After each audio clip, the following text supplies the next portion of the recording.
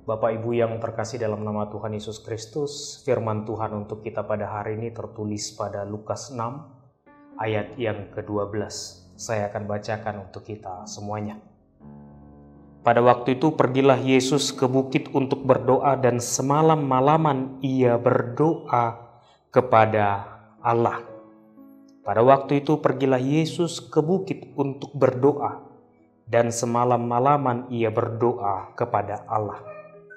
Bapak Ibu, Lukas 6 ayat 12 ini hendak menghantarkan kita dan belajar kembali bagaimana cara yang berdoa yang langsung diteladankan oleh Tuhan Yesus kepada kita. Nah, yang pertama adalah digambarkan bagaimana Tuhan mampu berdoa. Yesus berdoa hingga ke kedalaman imannya. Kalau kita diajak kembali berpikir bagaimana Yesus berdoa, kita akan mengingat kembali bagaimana ketika Yesus hendak ditangkap, lalu ia berdoa kepada Bapanya. Dalam kedalaman hati dan imannya, ia sampai sujud tersungkur di tanah, berdoa dalam iman yang teguh, dalam keadaan yang penuh dengan cobaan. Tapi dengan sungguh-sungguh ia berbicara kepada Allah, berbicara kepada Bapanya. Dan di situ terlihat bagaimana Tuhan Yesus memiliki kedekatan yang sangat intim dengan Bapanya ketika ia hendak mengalami pencobaan-pencobaan. Nah, ini yang mengingatkan kita bahwa dalam doa kita harus sampai kepada kedalaman iman kita. Berdoa itu bukan seperti proposal yang di dalamnya ada daftar-daftar keinginan yang harus dipenuhi oleh Allah kepada kita. Tapi berdoa sampai kedalaman iman itu adalah membiarkan hati kita berbicara kepada Allah Bapa. Di dalam keheningan kita mendengarkan bahkan yang ada di dalam hati kita. Suara hati kita berbicara kepada Bapa. Dan dalam keheningan itu pula kita mendengarkan suara Bapa berbicara kepada kita. Maka berdoa sampai ke kedalaman hati ataupun ke kedalaman iman, ini sama seperti yang disampaikan dalam Lukas 6 ayat 12 ini. Dia berdoa semalam-malaman. Dia tidak menyisakan waktu untuk berdoa kepada Bapa, tapi dia memberikan dan menghabiskan waktu untuk berdoa kepada Bapa.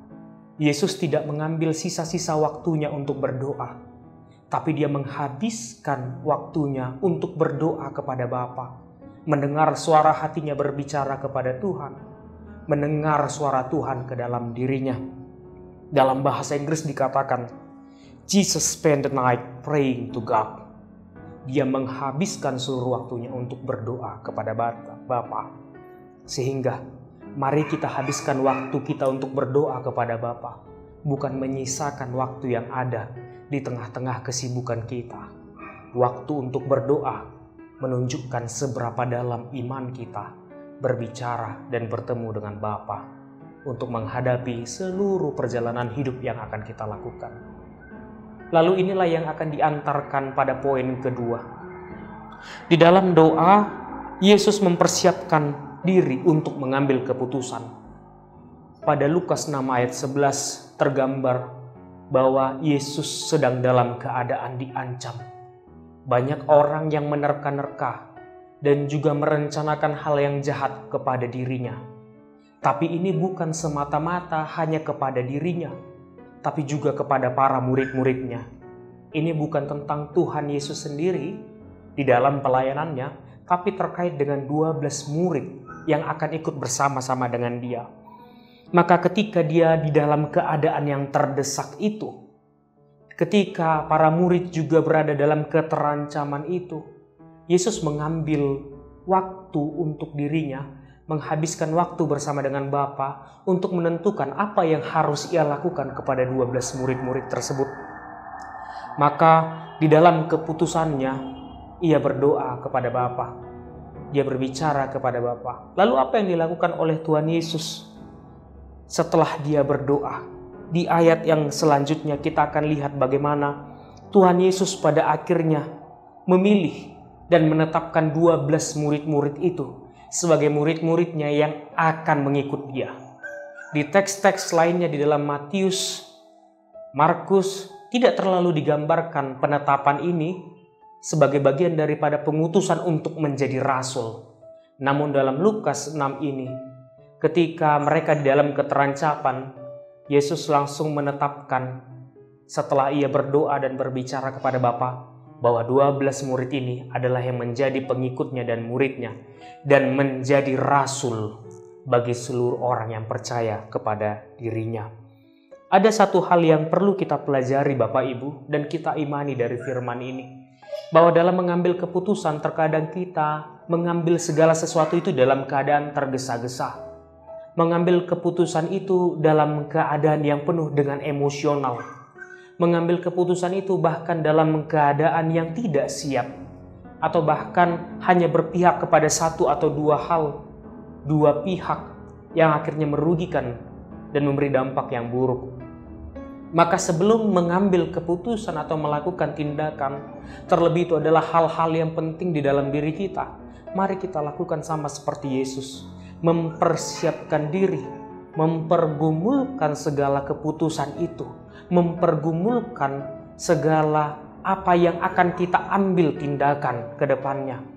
Lalu mendoakan itu kepada Bapa, memberikan jawaban atau keputusan itu kepada Bapa dengan mendengar suara Bapa di dalam doa. Maka kalau pada akhir-akhir ini kita sering mendengar kata bahwa lebih baik menangis daripada marah, karena menangis lebih menggerakkan hati, sama seperti yang disampaikan oleh Paus. Tapi dalam Lukas 6 ayat 12 ini kita lebih didalamkan kembali bahwa lebih baik kita mengambil waktu pribadi berdoa kepada Bapa dalam mengambil keputusan, karena segala keputusan itu akan didasari pada doa dan juga firman daripada Allah. Maka dengan demikian Bapak Ibu, Tuhan mengajarkan kepada kita untuk memberikan ruang dan waktu kita setiap harinya berbicara kepada Tuhan. Dengan demikian hati dan iman kita digerakkan oleh doa itu, digerakkan oleh keputusan-keputusan yang didasari pada doa dan firman Tuhan. Kiranya Tuhan Yesus menyertai kita semua dalam mengambil setiap keputusan di dalam diri kita. Tuhan memberkati. Shalom.